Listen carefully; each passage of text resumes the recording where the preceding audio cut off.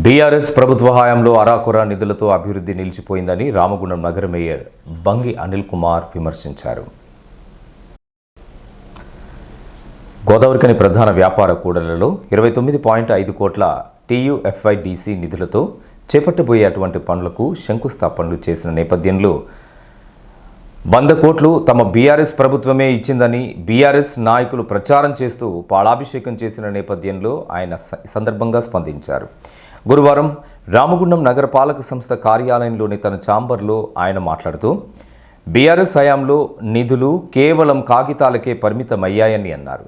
Assembly ఎన్నికలకు ముందు ప్రచార హడావుడి చేయడం తప్ప TUFIDC నుండి ఒక్క పైసా కూడా రామగుండంకు విడుదల చేయలేదన్నారు.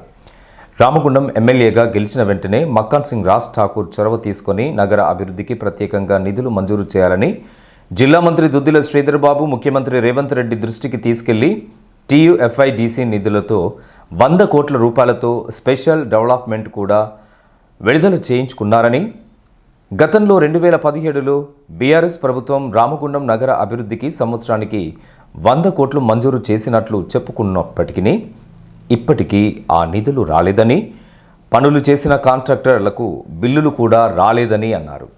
ఆ తర్వాత పట్టణ ప్రగతి నిధులు మంజూరు అవుతాయనే నమ్మకంతో పనులు అప్పగిస్తే పూర్తయిన తర్వాత నిధులు విడుదల కాకపోవడంతో కాంట్రాక్టర్లు ఇబ్బందులు పడుతున్నారని అన్నారు. మరో పని చేయడానికి వారి వద్ద డబ్బులు లేక పలు అభివృద్ధి పనులు నిలిచిపోయాయని తెలియజేశారు. నాటి ముఖ్యమంత్రి కేసీఆర్ పెద్దపల్లిలో నిర్వహించినటువంటి బహిరంగ సభలో ఇతర చిన్న మున్సిపాలిటీలతో పాటుగా కార్పొరేషన్ స్థాయిలో ఉన్నటువంటి రామగుండ నగరపాలక సంస్థకు స్వల్పంగా 1 కోటి మాత్రమే స్పెషల్ డెవలప్మెంట్ ఫండ్ మంజూరు చేస్తున్నట్లు ప్రకటన చేయడం గమనార్హమని అన్నారు. పట్టణ ప్రగతి నిధులతో పిలిచినటువంటి పలు అభివృద్ధి పనులను నిధులు రాక రద్దు చేసే పరిస్థితి వచ్చిందని ఈ సందర్భంగా తెలియజేశారు. నిన్న లక్ష్మీనగర్ డెవలప్మెంట్ ప్రోగ్రాంలో దాదాపు లక్ష్మీనగర్కు 29 కోట్ల 50 లక్షల రూపాయలతో నేను డెవలప్మెంట్ ప్రోగ్రాంకు శంకుస్థాపన చేసుకోవడం జరిగింది. ఈ సందర్భంగా ఎన్నడూ లేని విధంగా మా రామగుండం మాజీ ఎమ్మెల్యే గారు కేసీఆర్కు కేటీఆర్కు పాలాభిషేకం చేసి TUFIDC నిధులు మేమే ఇచ్చాము అనేది ప్రజలకు వాయిస్ పంపించడం జరిగింది. నేను మేయర్ అయిన తర్వాత రామగుండం మున్సిపల్ కార్పొరేషన్కు ఒక పెద్ద మీటింగ్ పెట్టి, పెద్దపల్లిలో TRS ఒక పెద్ద మీటింగ్ పెట్టి అక్కడ అప్పటి సీఎం గారు మన కేసీఆర్ గారు ఆధ్వర్యంలో అన్ని కార్పొరేషన్స్కు డబ్బులు ఇచ్చిన తర్వాత మన రామగుండంకు ఒకే 1 కోటి రూపాయలు శాంక్షన్ చేయడం జరిగింది. ఒకే 1 కోటి రూపాయలు శాంక్షన్ చేస్తే అవి ఇంతవరకు డబ్బులు కూడా రాలేదు. సరే, ఆ 1 కోటి రూపాయలతో ఏమైనా చేద్దామంటే కనీసం ఒక రోడ్డు ఎన్నిక కూడా కరెక్ట్గా సరిపోని అమౌంట్ అది. TUFIDC నిధులు కరెక్ట్ ఎలక్షన్స్ ముందర మేము ఎప్పటి నుంచో నిధులు లేవు అని అడుగుతూ ఉంటే కార్పొరేషన్ తరఫు నుంచి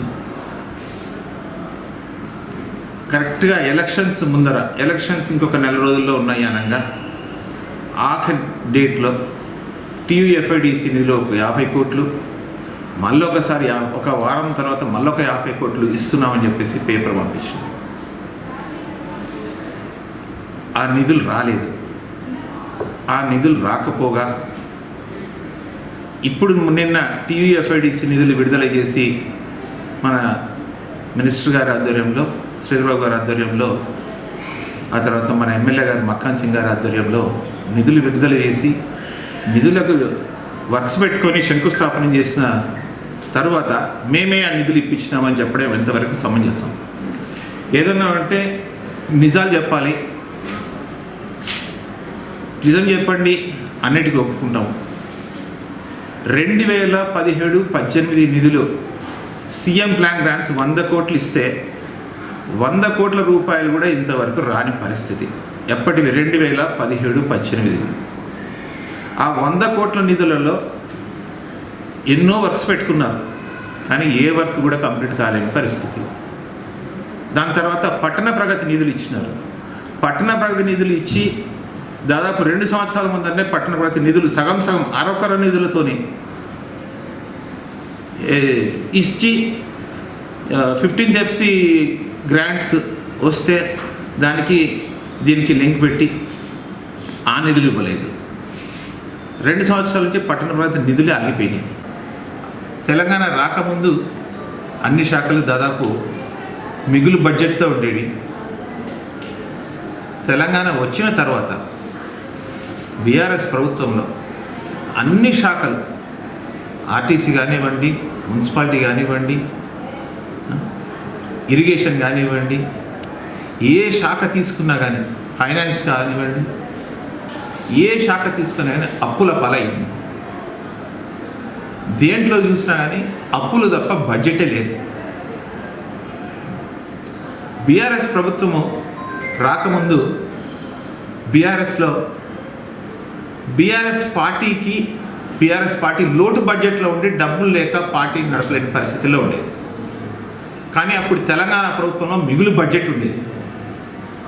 బీఆర్ఎస్ పార్టీ వచ్చిన 10 సంవత్సరాల్లో తెలంగాణ బడ్జెట్ తెలంగాణ ప్రజలకు లోటు బడ్జెట్ అయిపోయింది, నిధులు లేకుండా అయిపోయినాయి. కానీ బీఆర్ఎస్ పార్టీకి మాత్రం అన్ని రకాల హంగులు వచ్చినాయి, మిగులు బడ్జెట్ వచ్చింది, వేల కోట్లలో రూపాయలు వాళ్ళకి ఎట్లా వచ్చినాయి. బీఆర్ఎస్ పార్టీకి ఎట్లయితే మిగులు బడ్జెట్ వచ్చిందో అట్లాగే మన తెలంగాణకు కూడా బడ్జెట్ వచ్చేటట్టు ఎందుకు మీరు చేయలేదు? ఇన్కమ్ వచ్చేటట్టు, రాబడి వచ్చేటట్టు మీరు ఎందుకు చేయలేదు? పార్టీకి మాత్రం రాబడి వచ్చింది, మన తెలంగాణ రాష్ట్రానికి మాత్రం రాబడి రాకుండా ఎట్లా పోయింది, ఎందుకు పోయింది అనేది మేము మొదటి క్వశ్చన్. ఈ కార్యక్రమంలో కార్పొరేటర్ బాలరాజ్ కుమార్, నాయకులు అడ్డాల రామస్వామి, ఫక్రుద్దీన్, గన్ముఖుల తిరుపతి, దుబాసి మల్లేష్, పొన్నం లక్ష్మణ్ గౌడ్ తదితరులు పాల్గొన్నారు.